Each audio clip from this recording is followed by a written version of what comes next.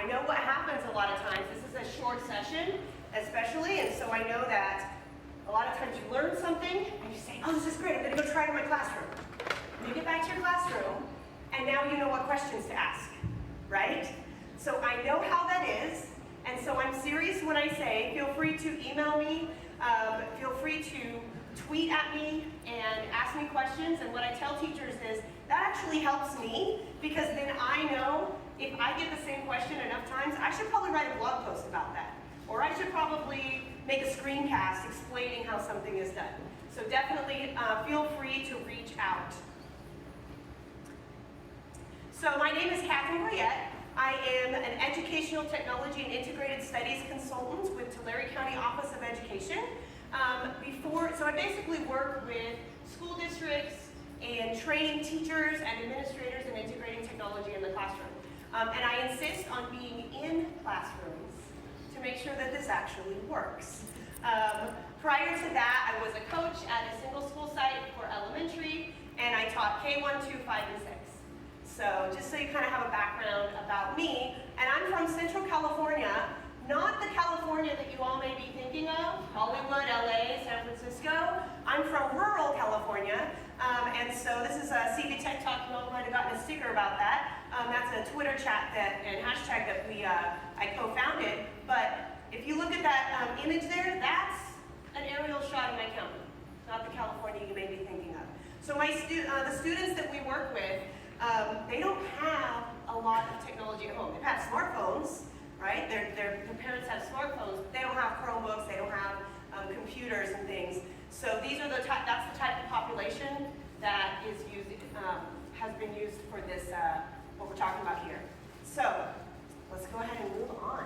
So the first thing that I believe is that technology in the classroom, especially for our young students, should not be a passive activity. True story, I once went into a classroom, and they're in literacy groups, right? And literacy. And there's kids on iPads playing Candy Crush. And I'm thinking, benefit of the doubt, Katherine, let's calm down for a second. What are you guys doing? Are you looking for patterns? No. Working on your colors? No. Are you counting? Are you adding? No. Teacher wasn't even sure that was occurring, right? I asked many kids, but I can't really blame the teacher because the teacher didn't know what else to do, right? And so I believe, and I'll show you how we can do this, we don't want tech to be a classroom, to be a passive activity. We want kids actually creatively engaged in content, accessing and then creating content. Young students can do so much more than we realize, but it looks a little different than, say, 4th grade up, because we just have to provide proper scaffolds. And I'm going to show you how we've done that. I also truly believe, how many of you are teachers? Excellent. Technology should not replace you, and it never will. A technology program is not going to teach the students as well as you can. It can give you data, you can pull things from it, but then you are the one with that relationship that knows your kids and knows what your students need. So the first thing that we're going to talk about is Seesaw. And if you have app-enabled Chromebooks, you can use Seesaw for that. And it really gives students a voice. What I love about it too is that Seesaw is great for digital portfolios, but it's also great for having a mix of high-tech and low-tech, because we don't want kids staring at screens all day long, right? Okay? So this student, this student didn't know me, right? I wasn't his teacher, so he's a little nervous talking to me at first. But I was asking him, he took a picture of a book he was reading, and he circled some things on the screen with the Seesaw app. So I want you to hear the questions that I asked him.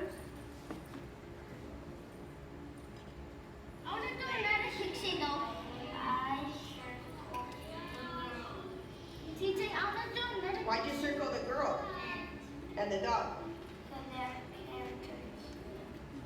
So the teacher now realizes, I asked the student, this was a 1st grade student beginning of the year, I asked the student to identify the characters. If the student would have found a page that had a house and circled the house, we would have known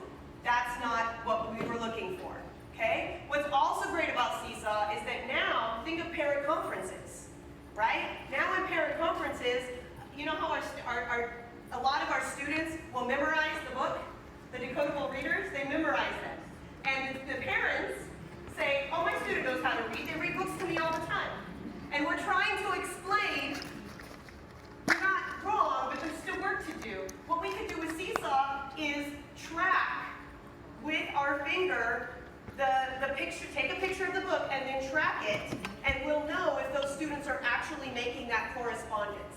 So that's another great way to do that. Here's another example of using Seesaw for sight words. The student is listening to work she already did. Now, if you have iPads, you're going to be able to write and speak in real time, and that's what you'll see if you have the app-enabled Chromebooks, the touchscreen Chromebooks, then you'll have to do it actually separately, but it's the same concept. So I'll go ahead and play this, and you'll see what she's doing with the sight words.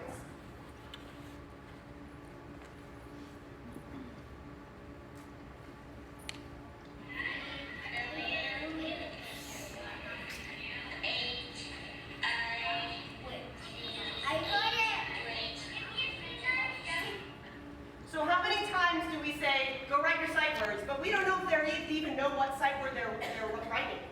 This way we can hear that not only do I know what the sight word's saying, I also know the letters. And I'm practicing speaking and writing simultaneously. So I'm activating multiple parts of the brain. Now you may be thinking, this all sounds great, Catherine, but I have kindergartners or I have preschoolers. What if the kids can't log in? Okay?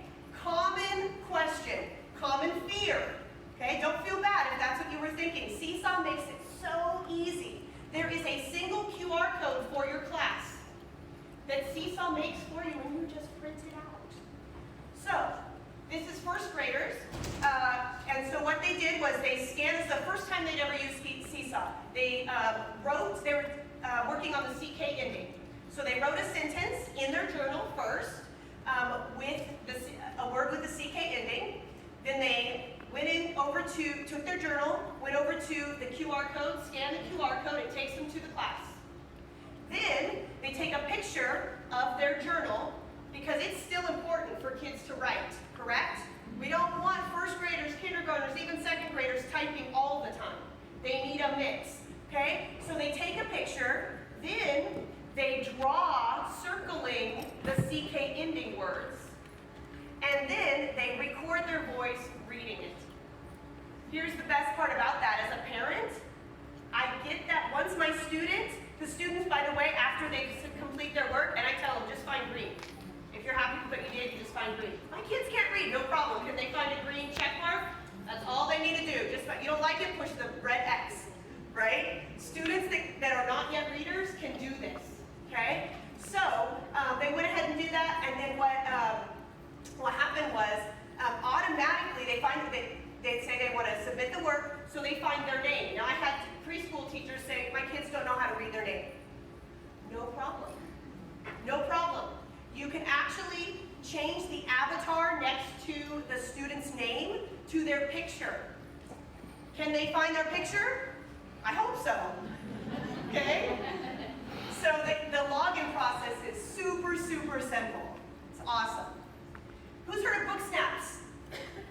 Love book snaps. If you haven't heard of book snaps, check out #BookSnaps on Twitter. Look up Tara Martin. She's amazing, and she talks about all the brain research behind book snaps as well. This was tweeted out. It's a kindergarten teacher I work with that wanted to take the concepts of book snaps. You take a picture of something and you annotate it and you add some images, things like that. So she wanted the student to identify the characters in the book, and so again, they found the page that had a character and wrote directly on the screen. So that is all done using Seesaw. All right, so here's another thing we can do. Are you guys afraid of letting your kids go on the big bad internet, especially YouTube? Okay? So one thing that we've done is embed YouTube videos into slides. Because when you embed a YouTube video into Google Slides, then what happens is you don't see all the ads on the sides, the suggested videos, and it doesn't take you to the next video that's after it. If you're in Google Classroom and you use the add a YouTube video, you use that button, does anyone know what happens? Has anyone experienced this? The kids are watching it, it goes to the next video, and the next video, and the next video. And all of a sudden your first graders or second graders are sitting at their listening station for the whole time and they never responded in writing to anything. So this way, it's only that one video. You can even click on it, click on video options, and crop it. So that they're only watching a specific portion. Now what you'll notice is, this first slide told them what to do. Because in slides, you can layer images on top of each other. So if I'm not yet a reader, all I have to do is find the arrow, the transparent circle, and click. I know where to click. That's all I have to do, right?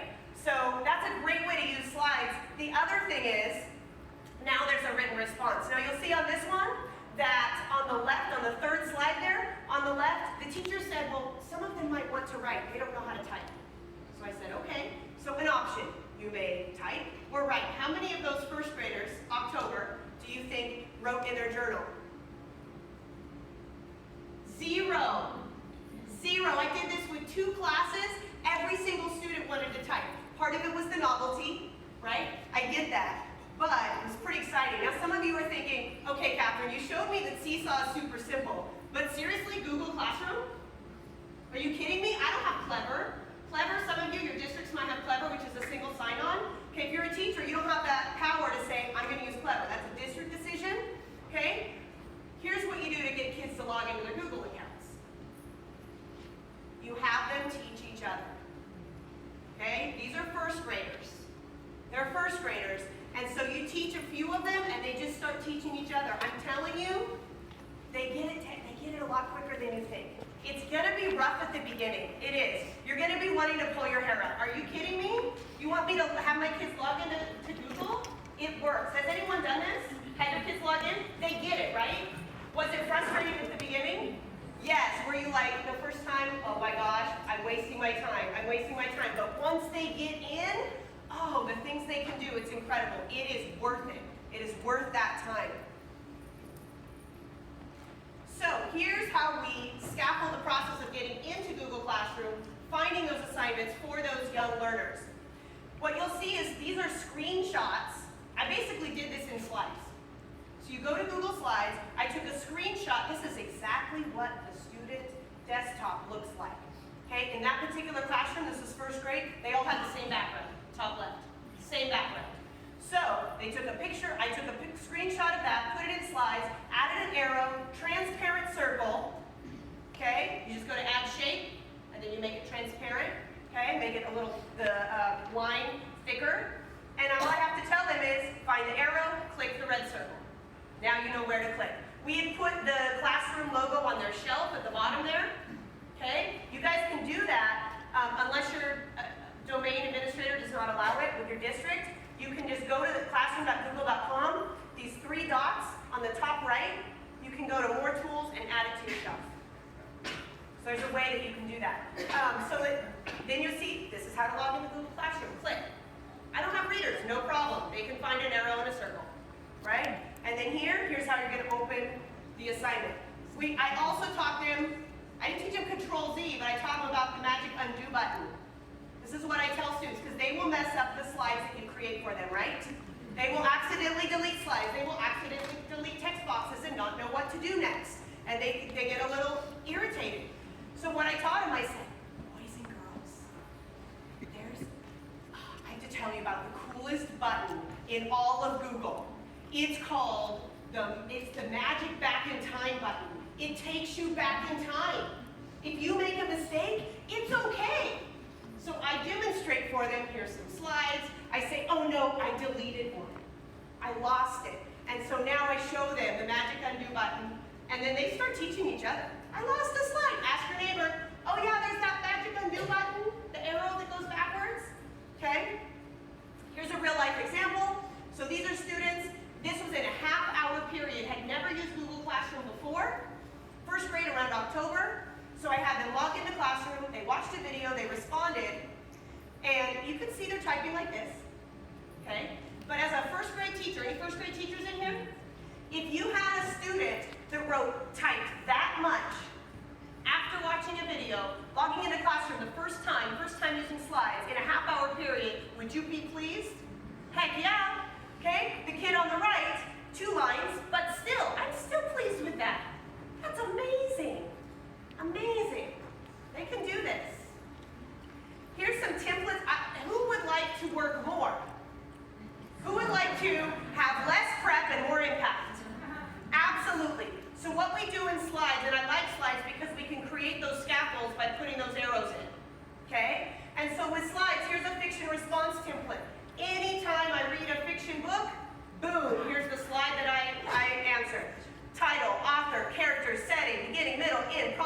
solution.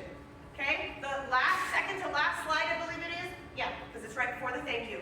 In this slide deck has resources for you. If you click on it, it's right underneath a sandbox. You click on resources, you will have access to a folder that has some of these templates so you don't have to start from scratch. Okay? You can make a copy of those, keep them, edit them, do whatever you want with them. So that'll be there for you. Once you do that with Classroom, of course, the teacher can see all the work in real time. Some teachers will start writing comments. The kids love that. They love it when they see their teachers start writing comments to them, right? But you can also use it, you can use student work as exemplars so that you have those teachable moments, right? So here's an example of a teacher that was doing that. You guys like animated GIFs? Students love animated GIFs. This gets them to write. How many of your students say, I don't know what to write? But I don't know what to write, teacher, right? You give them an animated GIF, and all of a sudden the creativity goes. Write a story about this dog right here,